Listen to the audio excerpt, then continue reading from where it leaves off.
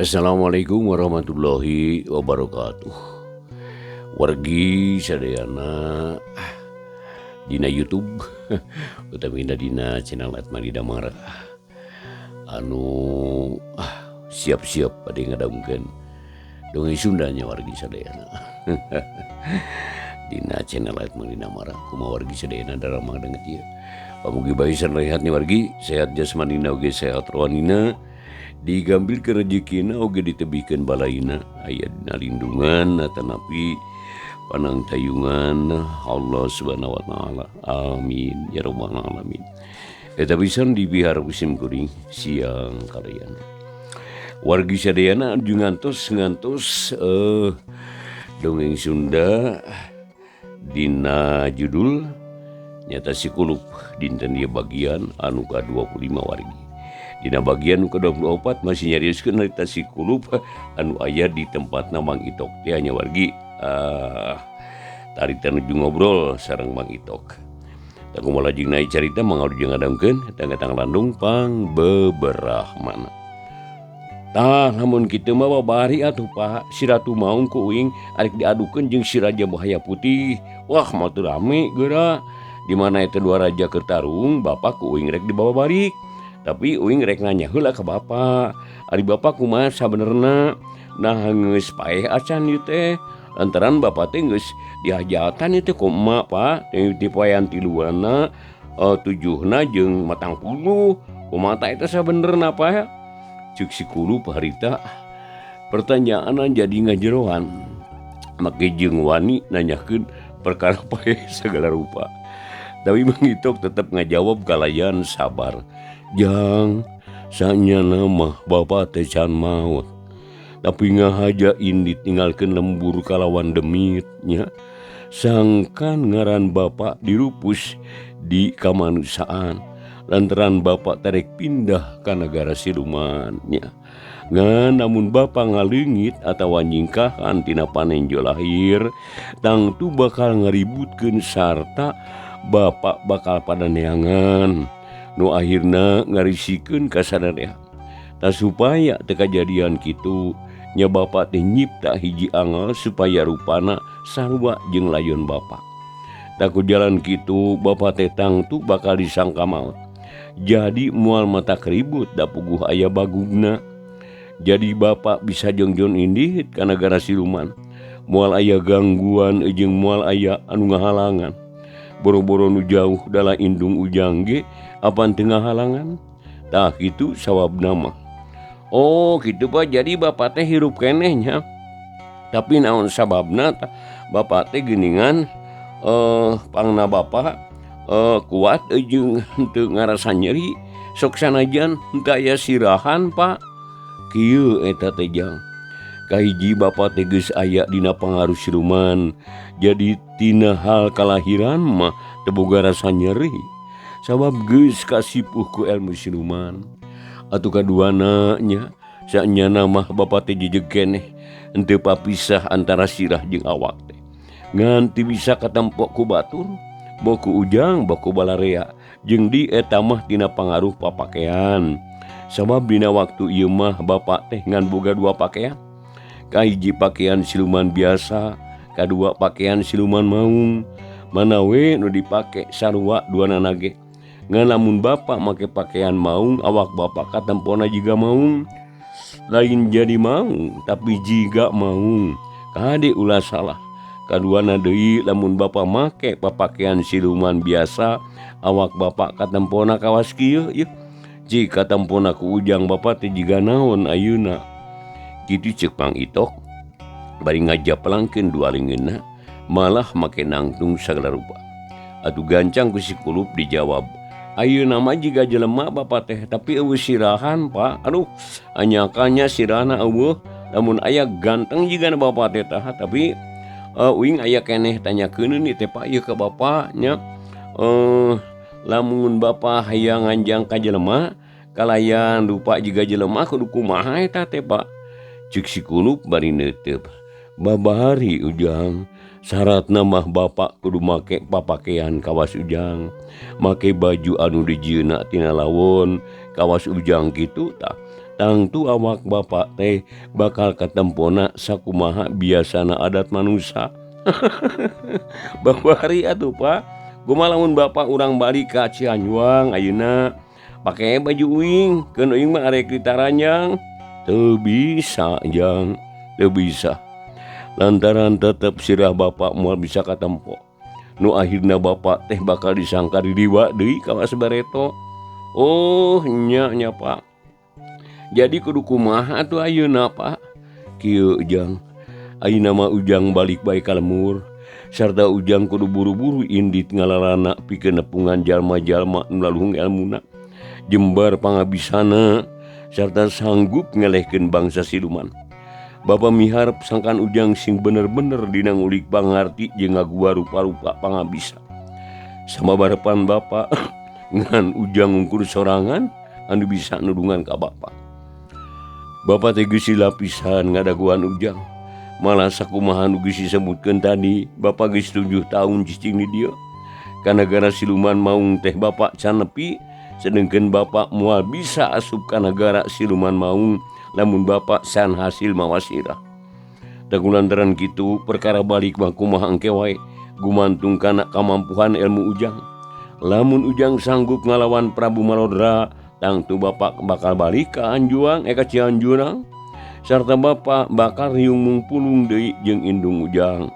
Tapi lamun ujang teu bisa ngelehkeun si raja siluman maung, kapaksa bapak kudu balik teh ka nagara siluman maung. Tah sakitu pamenta bapak teh jang. Ceuk Mang Itok ngadadarkeun pamentana ka Sikulu. Kaharti ku inge Pak. Kahayang bapak tangtu bakal dilaksanakeun kalayan hade ke uing sarta uing bakal usaha sakuat tenaga sangkan bisa ngabebaskeun bapak tina genggeman bangsa siluman. Jadi pokona mah bapak teh kudu balik deh ka Cianjuang, kudu kumpul di jeung emak, kudu ngariung di jeung uing. Tapi bareto teh bapak teh loba jimat, kumaha lamun uing menta hiji lah bisa moal tah. Cuk Sikulu pantuk nalos-los kana jimat. Nah ujang mah kalos-los kana jimat. Tapi teu nanaon tangtu ku bapa dibere hiji nya nyaeta si Hung Bagong anu sajodo ieu. Ngan ujang kudu inget kekuatan ujang lain gumantung kana ieu jimat. Lantaran aya deui hiji kekuatan anu ngaleuwihan ieu jimat. Si Hung Bagong mangan saukur pikeun pangamat siluman mau ngungkul. Teu leuwih ti kitu. Tapi lumayan kitu ge bisa digunakeun di mana ujang ngalalana neangan ilmu anu leuwih mati. Eta mah itung-itung keur ngajaga kasalametan we. Sangkan ujang teu diganggu ku jalma jahat.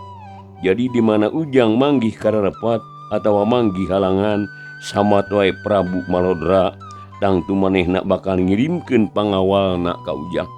Nya biasana mah nu datang teh si Robala atawa si Biksama eta teh duana nage maung siluman pangawal Prabu Malodra. Kitu ceuk Mang Itok bari ngodok saku bajuna. Siwel ngaluarkeun jimatna anu mangrupa si Hung Bagong sajodo. Song harita teh dibikeun ka Sikulup atuh gancang ku Sikulup ditampanan bari nyarita. Nah, nuhun Pak duh, ieu jimat rek digunakeun kalawan hade ah. Sarta sakabeh papatah bapak ku uing bakal digugu sakali dinuhun Pak. Ceuk Sikulup bangun gumbira pisan. Sup eta jimat teh diasupkeun kana saku bajuna, geus kitu pok ka Mang Itok nyarita deui. Pek ampiha diampihan ku uing na ipanya. Da bapak mah geus teu butuh nu kitu teh. Sabab eta teh gunana keur di alam manusia. Sangkan bisa hubungan jeung bangsa siluman.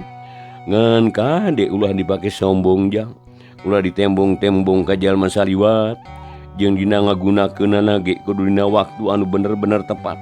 Sakira bisa ku jalan sejen mah eta jimat teh ulah digunakeun.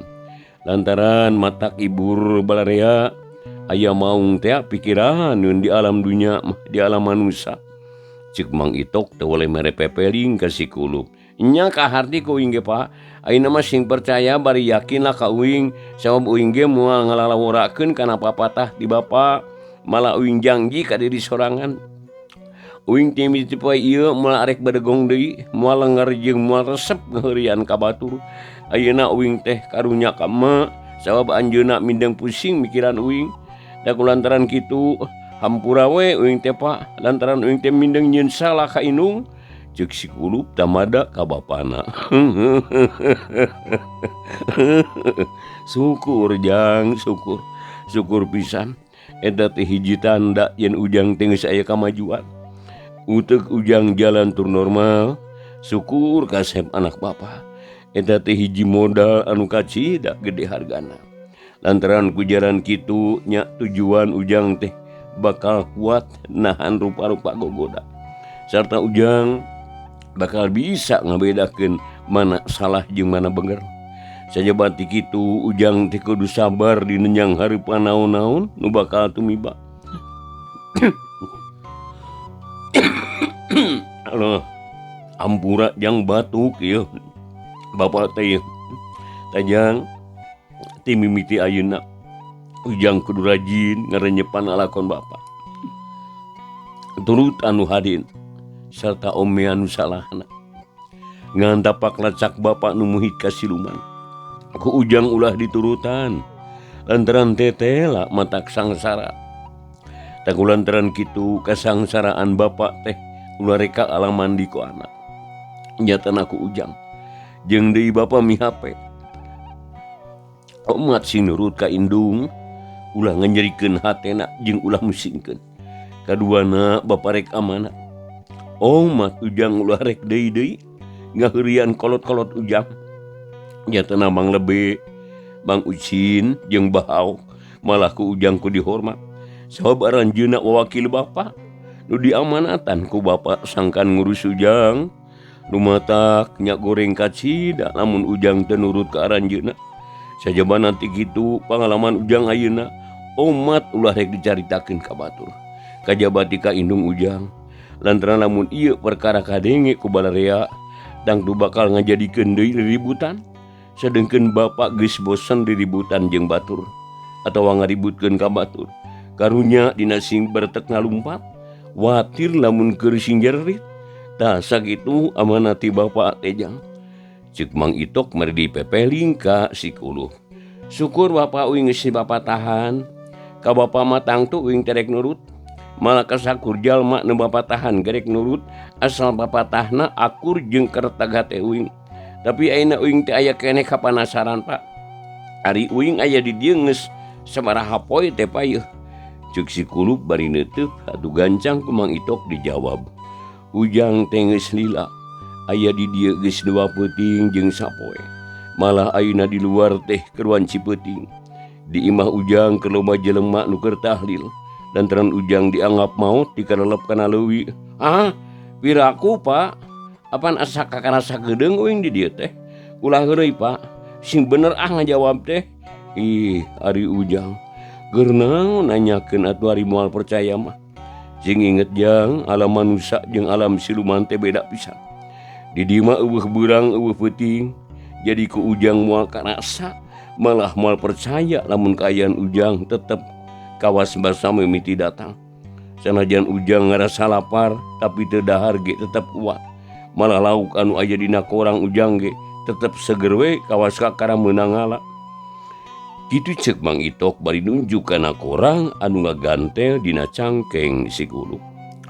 Wargi sadayana masih ngadaungkeun dongeng Sunda dina YouTube dina channel Ekman Dina Mara. Ka wargi sadayana boh nu caketan tebihna ieu mah sahabaynya anu mikaresep tangtosna kana dongeng Sunda ieu. Mendina ngaturkeun ulu jeung ngadaungkeun bae ieu carita pamugi katampi kalian kabingahan ya wargi. Oge subscribe-na di antos pisan itu, like and share-na oge bunyi loncengna deh. Atur nuhun wargi, Mang ayeuna urang ngajingkeun bae carios si Kulup bagian anu ka 25. Oh kitu Pak kumaha atuh lamun uing disangkari diwa ieu. Meureun moal dipercaya kumaha. Beu cilaka Pak. Geus kacipta we ku uing teh. Barang seruk teh uing datang buriak nu ngariung teh bubar. Lucu jigana Pak. Kudu kumaha tuh uing ayeuna payeuh. Ceuk si Kulup bari neuteub ka Mang Itok.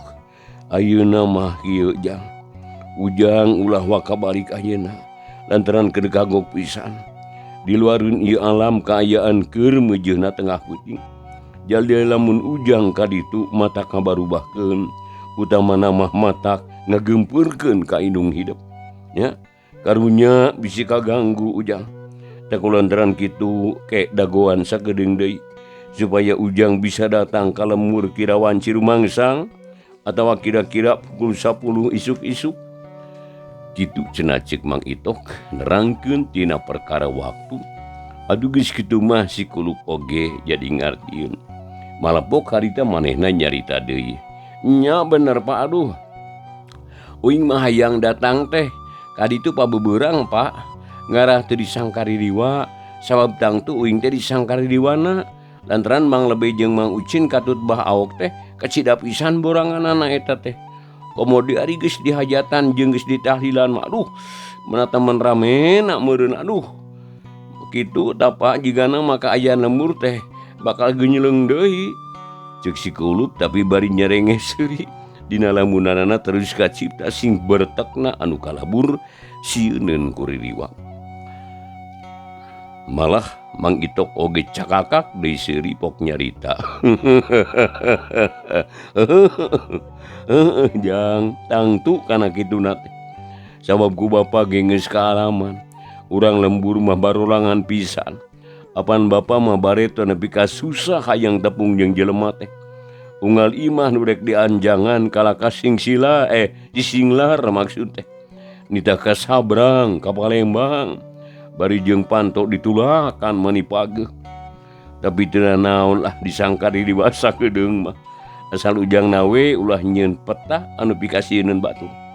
Malah lamun bisa mah kudu neangan akal sangkan batur teh teu nyangkari riwa ka ujang. Kitu tah kahayang bapa mah. Ceuk Mang Itok bari ngagilirikeun silana.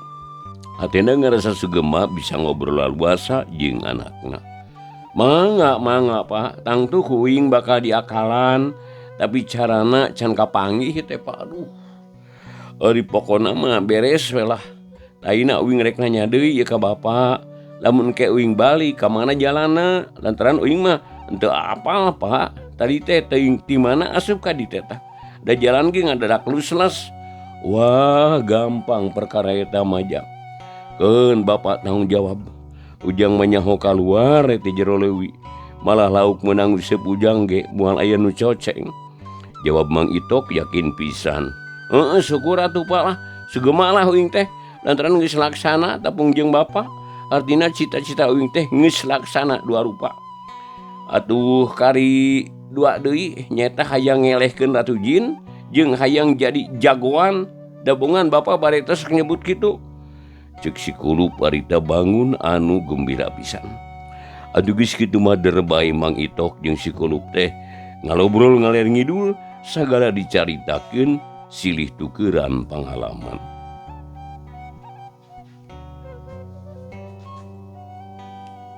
Sanggeus sunduk kana waktu sarta ninggang kana mangsana wargi.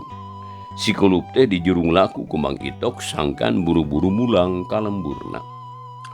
Malah harita teh dijajabkeun ku Mang Itok nepi ka sisi cai. Kalayan dibarengan ku pangdoa tinu jadi bapa. Si Kulup lumampah ngajugjug ka lembur Cihanjuang. Galayan teu kacatur di jalana nyaho-nyaho si Kulup geus leumpang ngagandeang di sisi walungan. Dina cangkengna henteu lesot korang anu pinuh ku lauk, kaayaan tetep seger jiga kakara meunangala harita. Ari leungeunna anu katuhu nyakal jejer useup, leumpang namani salse kenang pisan. Panonna oge, benten panon poe harita ge keur meujeuhna moreret. Kirawanci pecat sawed. Kaayaan mani hegar mata kelar, mata kuas. Langit lenglang tai aling-aling. Sora manuk mani recet disarada baleger pisan, sakabeh pangisi alam bangun gembira jiga nu ngilu bunga ka si Kulup anu keur meunang kabagjaan.